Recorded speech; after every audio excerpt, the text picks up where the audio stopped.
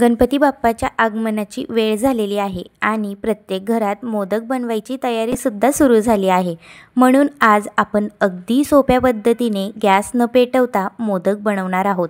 हे मोदक तुम्ही कमी साहित्यात अगदी झटपट घाईच्या वेळेत बनवू शकतात।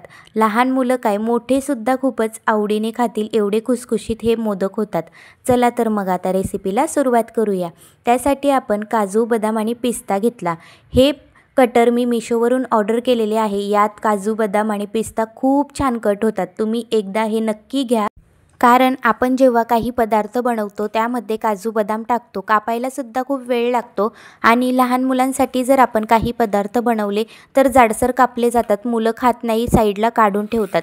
जर तुम्ही हे कटर घेतले तर यामध्ये छान बारीक होतात, मुलांना दाताखाली सुद्धा येत नाही आणि ते सगळे आवडीनेच खातात।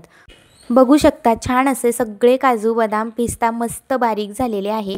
ते सगळे आपण एका बाउलमध्ये काढून घेऊया। ते काढल्यानंतर अर्धी वाटी आपल्याला खोबऱ्याचे कीस टाकायचे आहे। हे आपण खोबऱ्याचा बुरादा किंवा खोबऱ्याचे बारीक दुकानात मिळते ते कीस घेतलेले आहे। त्यामध्ये आपल्याला अर्धा चमचा इलायची पावडर टाकायची आहे। हे सगळं साहित्य छान एकजीव करून घ्यायचं। त्यानंतर आता यामध्ये आपण कंडेन्स्ड मिल्क टाकणार आहोत। अगदी इन्स्टंट मोदक आहे, काहीही गॅस वगैरे पेटवायची गरज नाही, कढई ठेवायची गरज नाही, भांडे भरायची सुद्धा गरज नाही। अगदी झटपट एकाच बाउलमध्ये हे मोदक होऊन जातात। अगदी कमी साहित्यात आपण मोदक बनवलेले आहे। बघू शकता छान असा गोळा तयार करून घेतला। कंडेन्स मिल्कने हे मोदक खूपच टेस्टी लागतात। तुम्ही ही रेसिपी एकदा ह्या गणपती उत्सवमध्ये एकदा नक्कीच ट्राय करू शकतात। आता आपण मोदकचा साचा घेतला, त्यामध्ये अशा पद्धतीने आपण हे सारण भरून घेणार आहोत। आधी मोदकच्या साच्यामध्ये होल करून साईडने सगळं प्रेस करून घ्यायचं, म्हणजे मोदकची साच्यामधली जी डिझाईन असते ती सुद्धा मोदकवर छान उमटून जाते। त्यानंतर आतमध्ये हे सारण परत भरायचं आणि छान असं प्रेस करून आपल्याला हा मोदक तयार करून घ्यायचा आहे। बघू शकता अगदी छान असा परफेक्ट मोदक तयार झालेला आहे, मस्त आकारसुद्धा आलेला आहे। अशा पद्धतीने तुम्ही साच्यामध्ये सगळेच मोदक तयार करू शकतात। छोटे मोठे कोणत्याही आकाराचा साचा घ्या, हा मोदक दिसायला छानच दिसेल।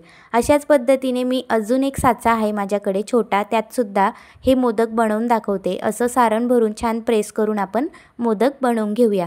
या गणपतीमध्ये तुम्ही प्रसादासाठी किंवा बाप्पाच्या नैवेद्यासाठी हे इन्स्टंट मोदक अगदी झटपट कमी साहित्यात कमी वेळेत बनवू शकतात। संध्याकाळी आरतीच्या वेळेस जरा घाईच होते, त्यावेळेस आपल्याला सुचतच नाही की काय प्रसाद द्यावा, त्यावेळेस या घरात अवेलेबल असलेल्या साहित्यामध्ये तुम्ही झटपट हे मोदक बनवू शकतात। बघू शकता मस्त आकारसुद्धा आलेला आहे आणि दिसायलासुद्धा अप्रतिम दिसत आहे। खायलासुद्धा तेवढेच टेस्टी लागत होते। अगदी आवडीने मुलंसुद्धा खातील आणि मोठेसुद्धा खातील। तुम्हाला लोकंसुद्धा विचारतील की हे मोदक तुम्ही कसे बनवलेत, एवढे टेस्टी हे मोदक लागत होते। बाप्पाच्या आगमनाच्या वेळेस तुम्ही ही रेसिपी, हे मोदक नक्की एकदा ट्राय करू शकता।